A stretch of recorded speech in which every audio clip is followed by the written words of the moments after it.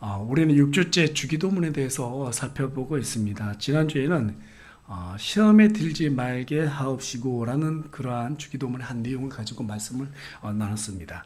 오늘은 거기에 이어서 그리스도인의 기도 6번째 시간으로 다만 악에서 건지시옵소서라는 내용을 주제로 삼아서 여러분과 함께 말씀을 나누고자 합니다.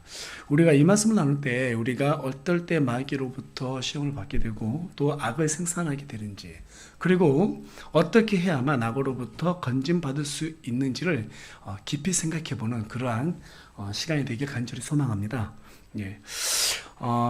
지난주에 저와 여러분이 시험에 관해서 말씀을 나누면서 예수님이 시험 받았던 내용을 잠시 살펴봤었는데요. 거기에는 첫 번째, 예수님께서 어떻게 시험 받으셨어요?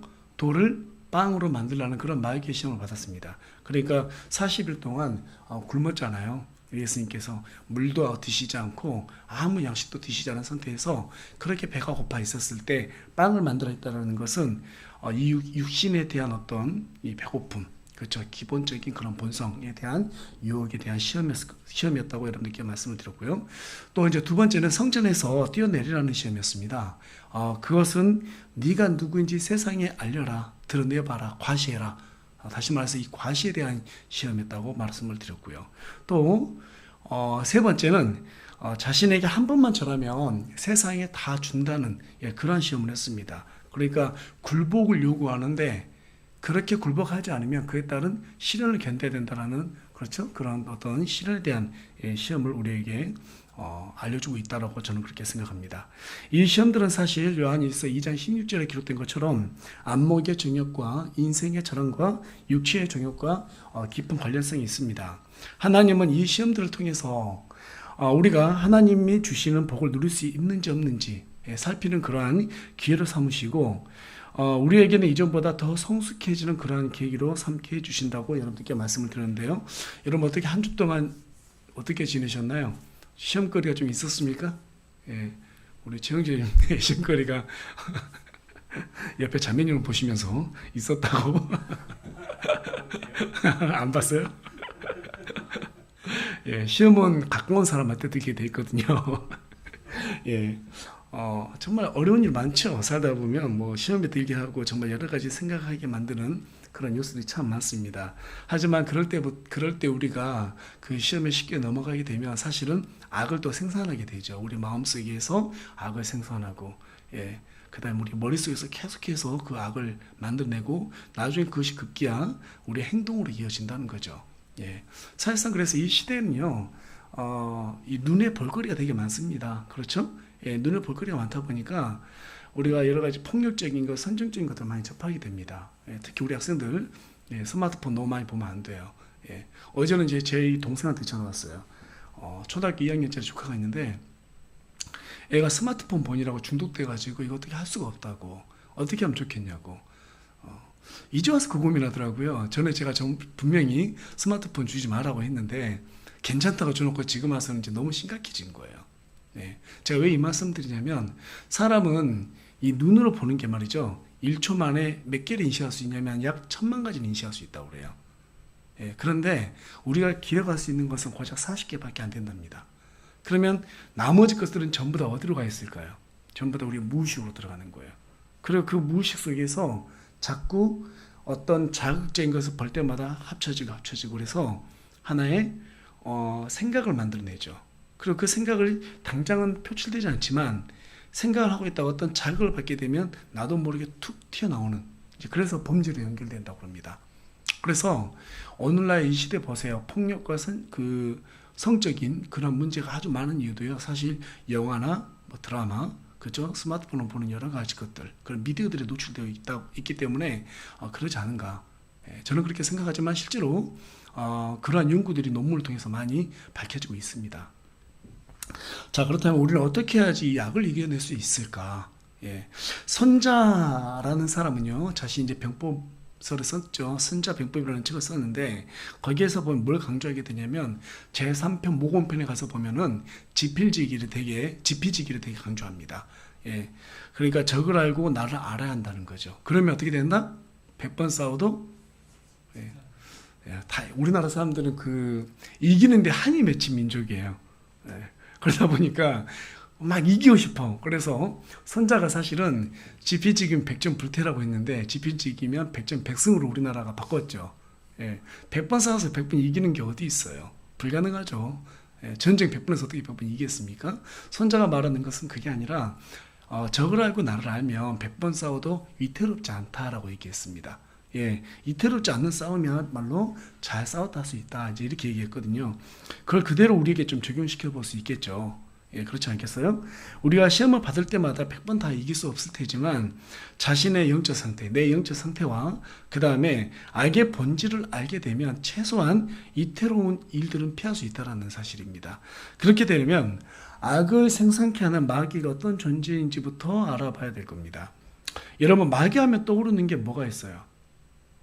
어떤 사람은 악 하면 뭐가 떠올라요? 물어봤더니 해변대가 떠오르는데요. 악 막 그런다고 하면서 이제 우리가 마귀 하면 딱 떠오르는 게 이제 잘 믿지 않는 친구들은 머리에 뿔 달리고 그렇죠, 아주 삼지창을 들고 있는 무서운 그런 어떤 흉측한 괴물을 연상하는 경우가 많이 있는데요. 하지만 마귀는 여러분 처음부터 잔인하고 흉측한 모습으로 사람에게 공격하여 오지 않습니다. 왜 그럴까요? 무섭게 다가오면 금방 알고 도망칠 것을 알고 있기 때문입니다. 그래서 언제나 이 마귀는 가장 아름답고 매력적인 그런 모습으로 우리에게 다가옵니다. 마치 뱀이 소리 없이 다가와서 그럴싸한 말로 입을 유혹했듯이 마귀는 언제나 그럴싸한 것을 들고 와요. 그래서 우리 귀에다 대고 속삭이죠. 그리고 우리 눈에 보여주죠. 그리고 난 다음에 조금 전에 말씀드린 바와 같이 우리의 생각 속에 있는 그런 여러 가지 것들을 자극해서 악을 드디어 생산하게 만들어냅니다. 그래서 혹자는 이렇게 말했습니다. 마귀가 우리에게 다가오는 것을 먼지가 쌓이는 것이라고 그렇게 비유했습니다. 그렇다면 마귀는 어떤 식으로 먼지처럼 우리에게 다가와서 내려앉을까요? 1942년에 C.S. 루이스라는 유명한 작가가 있는데 아마 여러분들 잘 아실 겁니다. 나니아 연대기라고 아시죠? 예, 그 소설을 써서 베스트셀러가 되었던 이제 그런 작가인데요. C.S. 루이스가 마귀가 어떤 존재이고 어떻게 인간을 시험하는지 알려주기 위해서 대표적인 저서가 있죠. 스크루테이프의 편지라는 그런 책이 있습니다. 이 책의 내용은 어떤 거냐면 고참 마귀가 있어요. 고참 마귀 스크루테이프가 신참 마귀자 자신의 조카인 웜에게 편지를 31통이나 보냅니다. 예. 그리고 이제 물론 그가 가상으로 엮어낸 거죠. 그 중에서 저는 첫 번째 편지하고요, 두 번째 편지, 그 다음에 21번째 편지, 예, 그게 좀 눈에 딱 다가왔어요. 첫 번째 편지에서 스크루테이프가 뭐라고 이제 조카 웜에게 조언을 하느냐면요, 다른 게 아니에요. 네. 여기는 이제 출연 인물들도 있습니다. 원수는 예수 그리스도고요. 그다음에 환자는 모든 사람들을 얘기합니다. 그리고 이제 스크루테이프와 조카 웜이 나오는데 이제 스크루테이프는 마귀입니다, 여러분. 이 스크루테이프 고참 마귀가 자기 그 신참 조카인 웜에게 첫 번째 편지는 뭐라고 쓰냐면 인간들에게 생각할 기회를 주지 말라고 제안합니다. 인간에게 뭔가 논리적으로 생각할 수 있는 기회를 주면 그들은 우리를 의심해. 그리고 그들은 곧 하나님을 알아챌 수 있으니까 절대로 생각할 기회를 주면 안 돼. 이게 첫 번째 조언이었어요. 그 다음에 두 번째 편지에서는 뭐라고 말하냐면 너의 최고의 협력자는 교회야. 교회를 최고의 협력자로 끌어들이고 그리고 거기에서 교인들의 감정을 건드려. 감정을 이용하면 네가 원하는 소정의 목적을 달성할 수 있을 거다라고 알려줍니다. 그리고 이제 21번째 편지에서는 뭐라고 말하냐면 사람들에게 내 인생은 내 거라는 인식을 강하게 심어줘야 된다. 네 인생은 철저하게 너 것이지 뭐 하나님의 것이다. 이런 절대 그런 생각을 갖지 못하도록 해야 된다.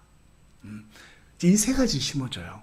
물론 그 이외에도 뭐 26가지 더 있지만 27개가 더 있지만 저는 이 세 가지가 이제 눈에 다가왔는데요. 마귀가 왜 제 이 세 가지가 이제 제 눈에 다가왔냐면 마귀가 이런 것들을 가지고 성도들을 오랫동안 똑같은 패턴으로 공격이 왔다라고 생각했기 때문입니다. 그래서 오늘은 이 세 가지 토픽을 중심으로 해서 마귀가 어떤 존재이고 또 우리로 하여금 악을 생산하는 방법이 어떤 것인지 그거에 대해서 좀 알아보려고 하는데요.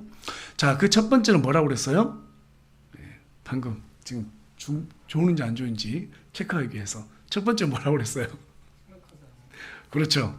예, 우리 예승이만 지금 정신을 똑바로 차리고 있는 것 같은데요.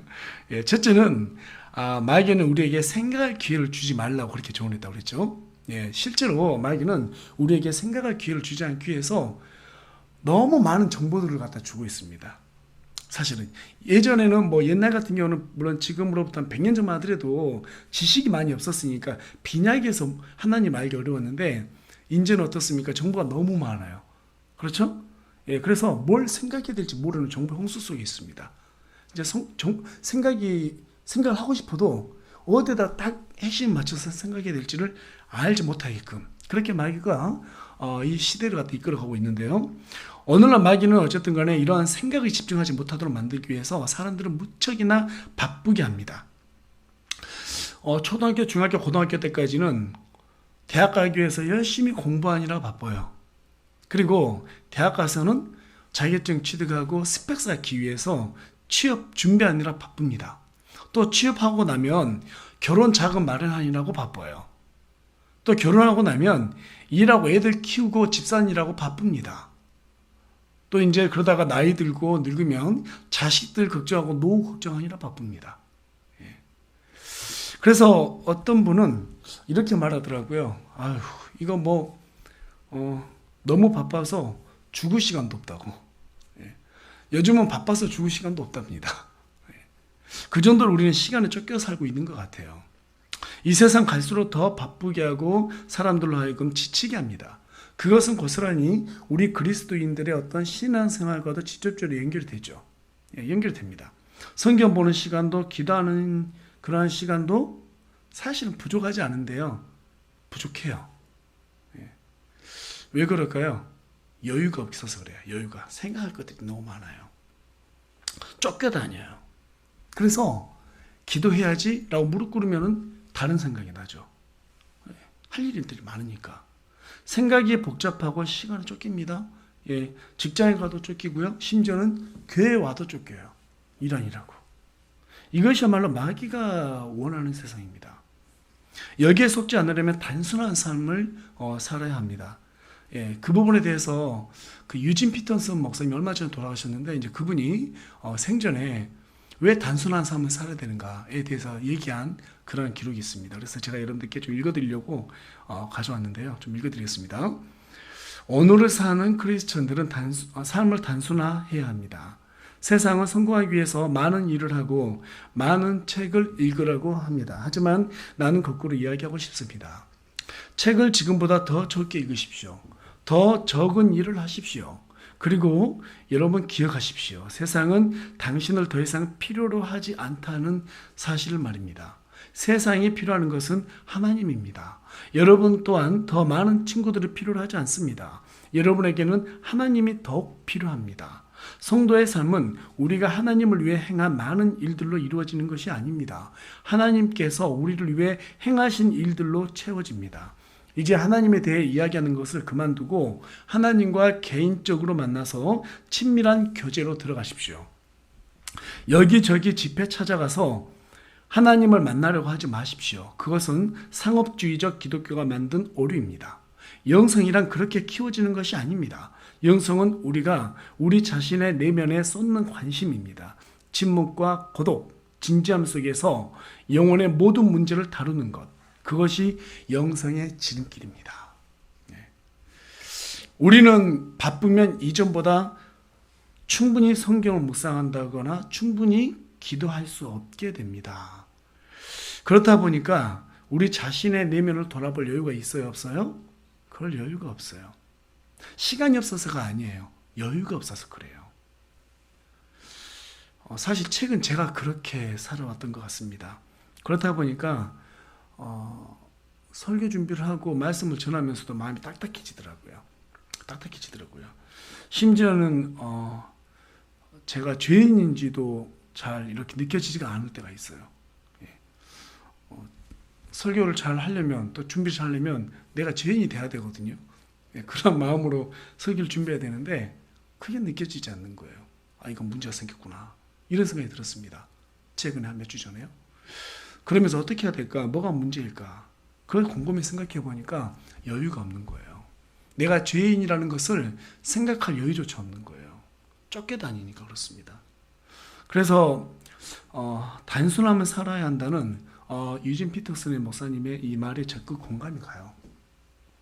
그렇게 해야지 바쁘게 돌아가는 세상의 급류에 휩쓸리지 않고 생각하는 힘으로 세상을 분별할 수 있기 때문입니다.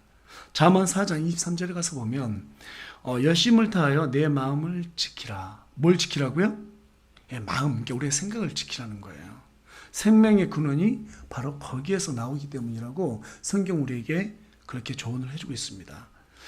물질 만능주의 사회에서 단순한 삶을 산다는 것은 정말 쉬운 일이 아닙니다. 그렇게 살려고 그러면 수입에 맞게 자족하는 삶을 택하는 것이 먼저일 거라고 저는 그렇게 생각합니다. 수입보다 더 많은 소비를 일으키면 은행에 돈 갖다 써가지고 또 갚느라 바쁩니다. 갚느라 바쁘면 어떻게 됩니까? 또 바빠야 됩니다. 이게 계속해서 악순환이 되기 때문이죠. 사실 과거에서부터 오늘의 일까지 병들거나 불의의 사고로 당하는 등 특별한 경우를 제외하고는 대부분 우리의 탐욕으로 인해서 스스로 악에게 시험을 당하는 경우가 많다고 저는 그렇게 생각이 들어요. 그래서 사도 바울이 빌립보서 4장 11절과 12절을 통해서 우리에게 권면을 주고 있는데요. 우리 다 같이 그 내용에 대해서 한번 읽어보도록 하겠습니다. 자, 빌립보서 4장 11절과 12절 말씀입니다. 다 같이 읽겠습니다. 시작. 내가 궁핍함으로 말하지 아니하노라. 내가 어떤 처지에 있든지 거기에 만족하는 것을 내가 배웠노니 내가 비천하게 되는 것도 알고 풍족하게 되는 것도 알아. 어디에서나 모든 일에서 배부른 것과 배고픈 것, 풍족한 것과 궁핍당하는 것을 다 배웠노라. 여러분, 사도 바울이 이것을 어떻게 배웠을까요? 어떻게 배웠을까요? 하나님을 경험하면서 배웠을 겁니다. 자신이 단순하게 살지 않으면 하나님을 묵상할 수 없다라는 위기의식에서 배웠을 거예요. 여러분, 만족하지 못하면 바쁘게 살아야 하는 것은 불가피한 겁니다. 특히 이 시대는 그렇습니다. 그래서 예수님은 돈의 신 맘몬을 섬기든지 하나님을 섬기든지 둘 중 하나를 섬기라고 합니다. 둘 다 함께 섬기지 못한다고 우리에게 경고해주고 있습니다. 이제 마귀가 악을 생산하는 두 번째 방법은 교회를 자신의 협력자로 만들고 교인들로 하여금 감정을 어떻게 하라고 그랬어요? 감정 흔들라는 거예요. 감정 흔들라는 거예요. 그리스도인들 가운데서 착하고 선한 사람들이 되게 많아요. 우리는 다들 나쁘다고 생각하는데 그렇지 않거든요. 제가 정말 교회 다녀보면 정말 착하고 선하고 이 국리한 마음이 많은 사람 정말 많습니다. 정말 많아요. 그런데 참 안타까운 건 뭐냐면 그분들이 이런 감정에 휩싸이는 희생양이 된다는 거죠.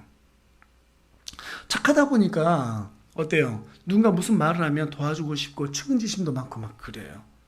그러다 보니까 어떻습니까? 물질을 착취당하기도 하고 교회로부터 또는 이런 노동력을 착취당하기도 합니다. 심지어는 그래서 저는 어떨 때 그렇습니다. 그런 분들 보면 정말 저분이 하나님의 종인지 아니면 교회의 종인지 구분이 안 갈 때가 있어요. 목사의 종인지 정말 구분 안 갈 때가 많습니다. 오늘날 우리 한국교회가 정말 큰 문제가 뭔지 아세요? 다른 게 아니에요. 하나님의 종으로 우리가 서야 되는데 그렇지 않고 교회의 종, 목사의 종을 만들어 버렸어요. 그리고 우리 성도들은 어떤 합의점을 가져가냐면 목사한테 잘하면 하나님한테 잘한 거라는 이상한 그런 생각을 갖게 되었습니다. 교회에다가 내가 모든 노동력을 모든 물질을 다 쏟아부으면 그것이 무조건 하나님 일 것이라고 생각을 해요. 예, 하나님 일 맞습니다. 하지만 그 자체로만 보면 안 된다는 거죠. 하나님을 통해서 우리가 그런 마음이 와서 우리가 교회를 섬기고 형제자매를 섬겨야 되는 것이지 이 순서가 바뀌면 안 된다는 거예요. 예. 그래서 이 마귀는 오늘날 우리에게 감정을 자꾸 터치를 해요. 속입니다. 그래서 그렇게 바쁘게 만들고 자꾸 어떻습니까? 감정을 역용해서 다른 자기의 어떤 종으로 만들려고 하는 그런 수술을 쓴다는 것이죠. 반대로 마귀는 지나치게 또 논리를 앞세우는 사람들의 감정을 이용하죠. 그래서 그릇된 의로움을 생산하게 하고 그것으로 인해서 교회의 분열을 획책질합니다.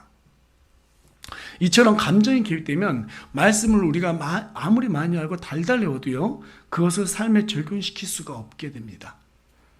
그 사실을 마귀가 아주 잘 알고 있어요. 우리 인류 역사 한번 봐보세요. 인류 역사는 전쟁의 역사입니다. 그렇죠?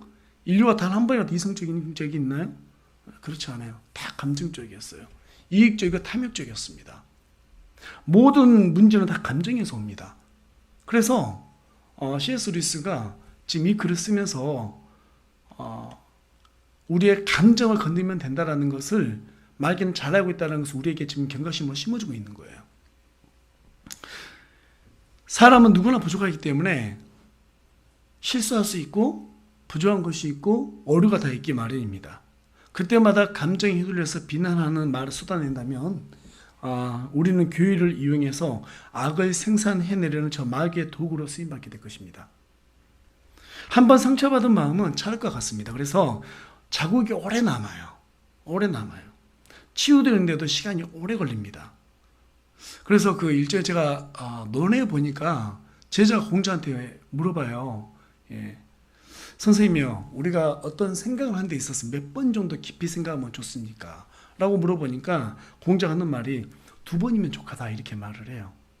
그게 무슨 말이냐면 어떤 말을 할 때 내가 내뱉은 이 말이 앞으로 이 사람에게 또는 우리가 머물고 있는 이 환경 가운데 어떠한 파급 효과를 미칠까 이걸 생각하고 말하라는 거예요. 그래서 성경도 우리에게 뭐라고 말합니까? 야고보서 3장 6절에 가서 보면 혀는 불이요, 불법의 세계이고 또 지옥불 위에 놓여 있다고 우리에게 그렇게 경고하고 있습니다. 뿐만 아니라 야고보서 3장 8절에 가서 보면 혀는 다스릴 수 없는 악이라고 말합니다. 죽이는 독이라고 말합니다. 저와 여러분이 어떻게 혀를 잘 사용하느냐에 따라 가지고 하나님의 도구로 쓰임받을 수도 있고 마귀의 도구로 쓰임받을 수 있다는 거죠. 그래서 가급적이면 교회에서는 우리가 형제자매끼리 모였을 때는 좀 참는 게 좋을 것 같아요. 말 한마디 하고 싶어도 좀 참는 게 좋고요. 여러분 그런 게 많이 경험해봤잖아요. 형제자매끼리 한번 탁 말 잘못 뱉어버리면 화해하려고 해도 잘 안 되거든요. 또 실제 화해하려고 시도해도요, 그게 남아있어요. 남아있어요. 이게 나이 먹으면 먹어서 더 심해지는 것 같더라고요. 어린 애들 보면은요, 막 싸우다가도 1시간 지나면 지들끼리 또 막 친하게 놀아요. 앙금이 없어요. 그런데 어른들은 나이가 더 많아지면 많아질수록 얘들보다 또 좁아지는 것 같아요. 너 그랬지, 두고 봐, 다음에 기억해 놨다가 네 그런 모습 보이기만 보여, 내가 반드시 지적질하고 말 테니까. 그렇죠? 이렇게 딱 남아있어요. 그래서 우리가 좀 교회 내에서는 또 신앙생활 우리 형제 자매들과 함께 교제할 때는 이 말에 특별히 좀 조심해서 이 마귀의 온매에 걸리지 않도록 그렇게 해야 되겠다는 생각이 듭니다. 이제 마귀가 악을 생산하는 세 번째 방법에 대해서 말씀드리자면 그 세 번째가 뭐라고 그랬어요? 내 삶은, 내 인생은 내 것이다. 내 인생은 내 것이다. 그렇게 자꾸 사람들에게 주입시켜 준다는 거예요. 사탄경이라고 있다고 해요. 제가 직접적으로 본 건 아닌데 어떤 목사님 듣고 그 말씀 하시더라고요. 보셨는데 사탄경을 딱 보면 1장 1절이 뭐냐면 네 인생의 주인은 너다. 이게 사탄경 1장 1절이래요. 뭐 진짜 맞는지 어쩐지는 모르겠습니다만 그렇게 말씀하신 걸 들었습니다. 내가 내 삶의 주인이란 말은 정말 매력적인 말이에요. 그렇죠? 네. 또 제가 어제 인터넷 한번 들어가 봐서 보니까 그런 말들 되게 많아요. 네 삶을 네가 주체가 되어서 살아가야 된다. 네가 주도해야 된다. 이런 여러 가지 심리학자들의 말도 많고요. 이게 다 인본주의적 해석이거든요. 언제 하나님이 우리 인생이 우리 거라고 그랬어요? 그렇게 말한 적이 없잖아요. 그렇죠? 내 인생이 내 거라 생각하면 그때부터는 악을 생산하는 하나의 도구가 되는 것입니다. 사실 사람의 주인이 그 사람의 주인이 진짜 누구인가 이것을 알려면요, 그 사람의 인생의 목적을 알면 돼요. 그 사람의 인생의 목적이에요. 원래 이제 설교문에 제가 준비하진 않았는데 갑자기 생각나서 말씀드리는데, 제가 이제 집사람 만나서 결혼하기 전에 고등학생 때부터 아내 배우자를 위해서 이제 기도를 했어요. 목사님 시켜가지고 거의 하루도 안 빼고 기도한 것 같아요. 그러니까 우리 집사람 하는 말이 왜 그런 기도를 했냐 그러더라고요. 그러면 다 잘 안 만났을 거라고. 근데 이제 뭐 여자를 어떤 여자가 내 여자인지 알 수가 없잖아요. 그래서 이제 기도했던 게 뭐냐면 처음에는 하나님 예쁜 여자 원하는데 이왕이면 다홍치마라고 키 크고 늘씬하고 그치 남자들 그 좋아하는 그런 스타일을 다 읊었어요. 그랬더니 이쁜 여자가 다 내 안으로 보이더라고요. 그때는. 예. 근데 시간이 좀 지나고 난 다음에 그 이쁜 게 크게 그렇게 중요한 것 같지 않아요. 정말 이제 나이가 딱 들어서 결혼할 생각을 하니까 이쁜 것보다는 진짜 하나님 잘 믿는 여자 만나겠구나 이런 생각이 들었어요. 그래서 하나님 다른 거 다 필요 없고 제가 얼굴도 많이 안 따지겠습니다. 뭐 다른 것도 별로 안 따지겠습니다. 물론 이제 제 아내가 지금 이쁘지만 그것보다도 그걸 중요시 하지 않고 좀 하나님 잘 믿는 여자 만났으면 좋겠습니다. 이제 이런 기도를 했어요. 근데 또 하나님 잘 믿는 여자들이 많잖아요. 그 중에서 어떤 여자가 내 여자인지 어떻게 합니까? 그래서 또 기도했습니다. 하나님, 인생의 목적이 뭐냐 이렇게 물었을 때 이 여자가 저한테 저는 이 땅에서 열심히 살고 하늘나라에서 상급 받는 게 제 목적입니다. 이렇게 말한다면 그 여자가 무조건 결혼했습니다. 그리고 이제 저희 집사람하고 만나서 만난 지 한 두세 달 됐나요? 2달 정도 됐을 때 좀 더 뭐 만나서 이제 정들면 안 되겠다. 그래서 한번 이제 물어봤어요. 전화 통화로. 물어봐서 난데없이 통화하다가 인생의 목적이 뭐냐고 이렇게 물어봤더니 제가 방금 전에 말했던 내용 그대로 말하더라고요. 저는 이 땅에서 열심히 살다가 하나님 나라 가서 상급 받는 게 제 목적이에요. 근데 그 다음 말이 더 웃겼어요. 내가 왜 이 말하지? 그러더라고요. 자신이 왜 그 말하는지 모른다고 그렇게 말하고 지금은 자기가 그렇게 말했던 것도 기억 안 난다고 그렇게 얘기합니다. 그때 사실 좀 많이 놀랐어요. 저 사람의 인생의 목적이 하나님이구나. 그럼 결혼해야지. 남들은 이제 저희가 한 8개월째 결혼했습니다. 그러니까 그냥 뭐 좋아서 이렇게 빨리 결혼한 줄 알고 있는데 그러진 않고요. 그런 이제 기도에 대한 응답이라 생각하고 또 만나보니까 확신이 있어서 이제 그렇게 결혼했는데요. 그런 의미에서 이제 엊그저께 금요 기도회 때 찬양하면서 우리 김각수 자매님하고 당신은 사랑받기 위해서 태어난 사람 그 찬양을 보면서 저는 이 제목이 마음에 안 든다고 그랬더니 이제 자매님하고 좀 얘기를 했습니다. 사실 노래 가사만 보면 굉장히 위로가 되기 때문에 좋은 찬양처럼 들려요. 그렇죠? 그래서 심지어는 하나님을 믿지 않는 사람들 가운데서도 한때 이 노래가 생일 때 가장 많이 불렸던 그런 노래라고 합니다. 너무 따지는 것 같아서 좀 그렇긴 하지만 이 노래 말처럼 우리가 단순히 사랑받기 위한 목적으로 이 땅에 태어났다면 사실 믿는 우리는 그 사랑으로 구원을 받았으니까 인생의 목적은 이미 달성한 거죠. 그렇지 않습니까? 이렇게 되면 그 이상 할 것이 없습니다. 목적이 끝났는데요. 뭐 사라졌는데요.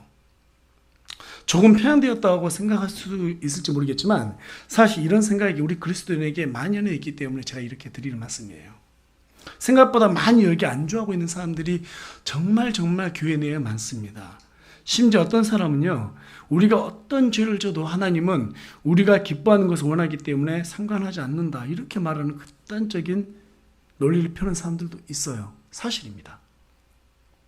이런 사람에 대해서 여러분 그 잊혀진 제자도라는 책을 주술한 댈러스 윌라드 목사님이 뭐라고 말했냐면요, 뱀파이어 크리스천이라고 얘기했습니다. 좀 말이 과격하죠? 뱀파이어 크리스천, 이게 무슨 말인가?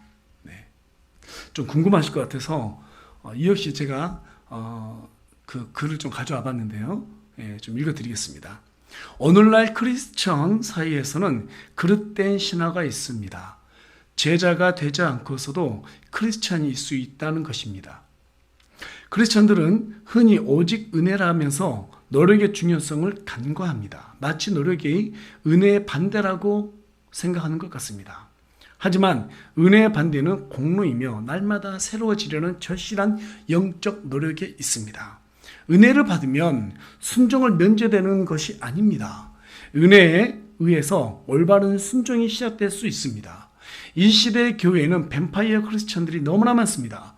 뱀파이어 크리스천이란 우리 구원을 위해 필요한 그리스도의 피에만 관심이 있을 뿐 그리스도인으로서 순종하며 제자가 되어야 한다는 합당한 삶을 사는 것에는 전혀 관심이 없는 크리스천들을 지칭하는 말입니다.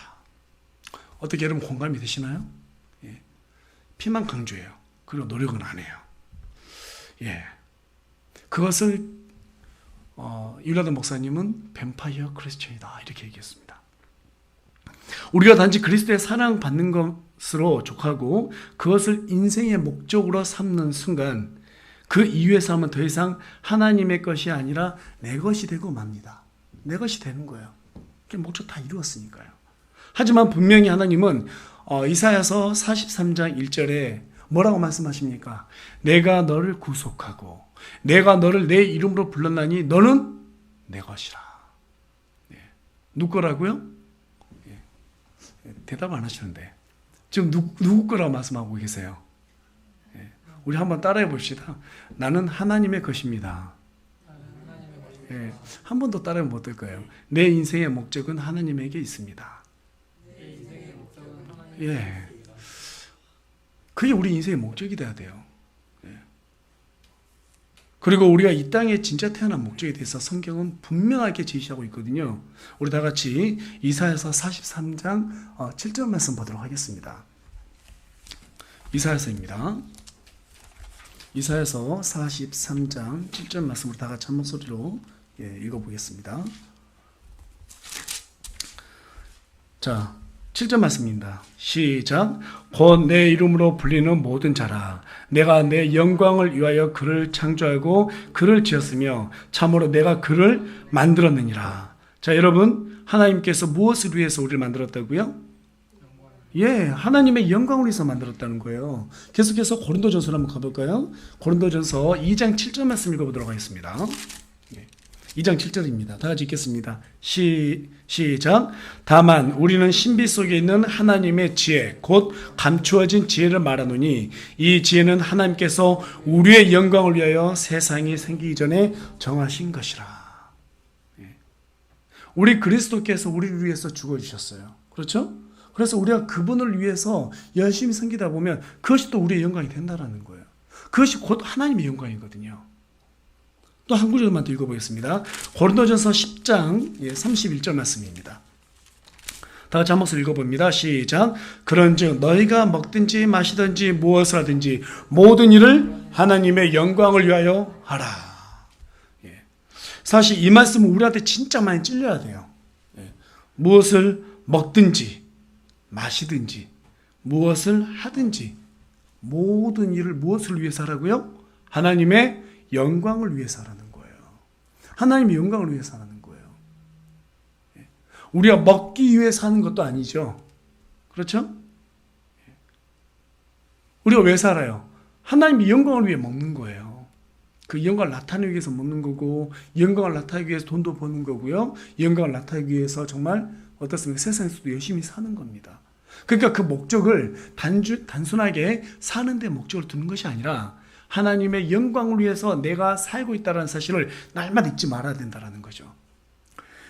저와 여러분이 이 땅에 태어난 것도 죄로부터 건진받아야 하는 이유도 오직 하나님의 영광을 위해서입니다. 주님이 십자가 달려 죽으신 것은 그 사랑으로 만족하라고 죽어주신 것이 아닙니다. 우리를 구원해서 하나님의 영광에 이르도록 하기 위해서 죽어주신 것입니다. 진짜 우리가 하나님의 은혜에 감사한다면 우리가 하나님께 드릴 수 있는 말은 사도 바울이 말했던 것처럼 주여 내가 무엇을 하길 원하나이까. 우리가 진짜 하나님의 영광을 위해서 산다면 우리는 기도할 때마다 이걸 여쭤봐야 돼요.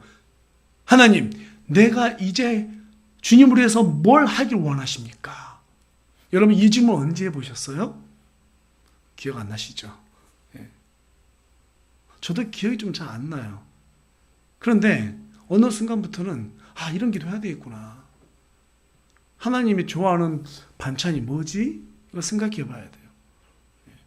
여러분 사람들이 좋아하는 반찬을 알려면 어떻게 하면 돼요? 같이 밥 먹어보면 알죠. 그렇죠? 식사해 보면 젓가락이 자주 가는 곳에 그 사람이 좋아하는 반찬이에요. 하나님께서 뭘 좋아하시는가? 우리가 자꾸 성경을 봐야 되는 거예요. 성경 보면 하나님께서 정말 좋아하는 거, 또 나에게 원하는 거 우리 알 수 있게 됩니다. 그래서 우리가 하나님 앞에 기도할 때 주여 내가 뭘 하길 원합니까? 이 질문을 통해서 또 성경에서 이렇게 발견하는 저와 여러분이 됐으면 좋겠습니다. 그 무엇을 감당하라고 아직까지 저와 여러분을 이 시간 가운데 남겨주신 것입니다. 그래서 어떤 분이 참 좋은 말씀을 해주셨어요. 시간을 선물로 받으면 누리게 되지만 내 것이라 생각하면 낭비하게 된다. 시간은 모든 사람에게 똑같이 아주 공평하게 주어진 것입니다. 그것을 어떻게 사용하느냐에 따라 가지고 우리의 인생이 달라지죠. 이 시대는 TV, 게임, 영화, 음악, 스마트폰, 유튜브, 그 다음에 뭐 스포츠, 술, 담배, 하여튼 즐길 수 있는 게 너무나 많습니다. 시간을 허비할 수 있는 게 너무 많아요. 그런 유혹거들이 아주 널렸습니다. 가면 갈수록 더 많아질 것입니다. 그래서 우리가 잠시 한눈만 팔면 어떻게 될까요? 바로 마귀는 너의 인생은 너 것이야. 즐겨. 그런 합리적인 생각을 우리한테 심어준단 말이에요. 여기에 딱 넘어가는 순간 하나님의 영광은 보이지 않습니다. 내가 하나님께 뭘 해야 된다고 생각했던 거 싹 다 까먹게 됩니다. 다 제로가 돼요. 그리고 내 삶은 내 거니까 내가 즐겨야지. 세상에서는 당당하게 즐길 수 있는데 왜 하나님의 일을 당당하게 하지 못할까? 그 부분도 우리가 정신 차려 좀 생각해 봐야 되지 않을까라는 생각을 해보게 됩니다. 이제 결론에 말씀드리겠습니다. 마귀는 눈에 보이지 않습니다. 하지만 우리도 모르는 사이에 쌓이는 먼지처럼 다가오는 존재입니다. 그 먼지는 말씀에 집중하지 못하도록 바쁘게 합니다. 생각하지 못하게 합니다. 그 먼지는 감정을 건드려서 교회를 분열시키고 말씀대로 살아가지 못하게 합니다. 그 먼지는 내 인생의 주인은 나라고 그렇게 생각하게 만듭니다. 여러분, 먼지는 제때 닦지 않으면 어떻게 될까요? 묵은 때가 됩니다. 그 묵은 때는 잘 닦여 안 닦여요? 잘 닦이지가 않아요.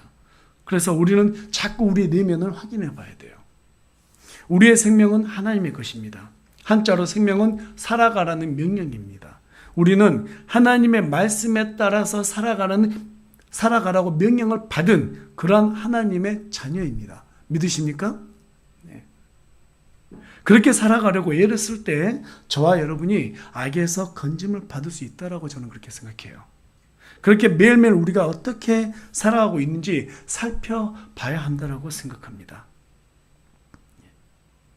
궁극적으로 우리가 그렇다면 왜 그처럼 노력해야 될까요? 우리 다 같이 마지막으로 시편 79편 9절의 말씀을 살펴보고 오늘 말씀 마치도록 하겠습니다. 시편 79편입니다. 79편 9절 말씀입니다. 우리 다 같이 한 목소리로 읽겠습니다. 시작. 오 우리의 구원의 하나님이여, 주의 이름의 영광을 위하여 우리를 도우시며 주의 이름을 위하여 우리를 건지시고 우리의 죄들을 깨끗하게 하소서. 오늘 말씀은 죄들로부터 우리를 건져달라는 거였습니다. 악으로부터 우리를 건지시옵소서. 근데 지금 시편 79편 9절 말씀 보니까 하나님께서 우리가 하나님 앞에 죄에서부터, 이 악에서부터 건져달라고 기도해야 되는 그 이유가 뭐냐면 그분의 영광을 위해서, 그분의 영광을 드러내야 하기 때문입니다. 자식이 잘못하면 아버지가 오해받아요. 그렇지 않습니까? 자식이 아주 잘못되면 그 부모가 얼굴이 어떻게 돼요? 그 부모의 얼굴이 먹칠되죠. 우리는 하나님의 자녀들입니다. 그래서 우리가 하나님 앞에 거룩하게, 우리 사람들 앞에서 거룩하게 살아야 되고, 사람들 앞에서 어떻습니까? 하나님 믿는 자녀로서 합당한 삶을 살아야 되는 거예요.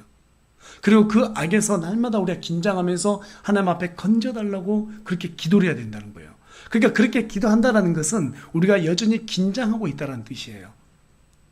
그러니까 예수님께서 지금 제자들에게 이 기도를 가르쳐 주면서 어떤 마음을 가졌냐면 너희들이 계속 긴장해야 돼. 개역성경은 구하옵소서 이렇게 돼 있어요. 그런데 지금 킹제임스 성경은 건지소서라고 되어 있습니다. 구하는 거하고 건지는 거하고 약간 차이가 있어요. 이 세상은 그야말로 악의 세상이에요. 악이 가득 차 있어요. 거기에 우리가 건지는 받아야 됩니다.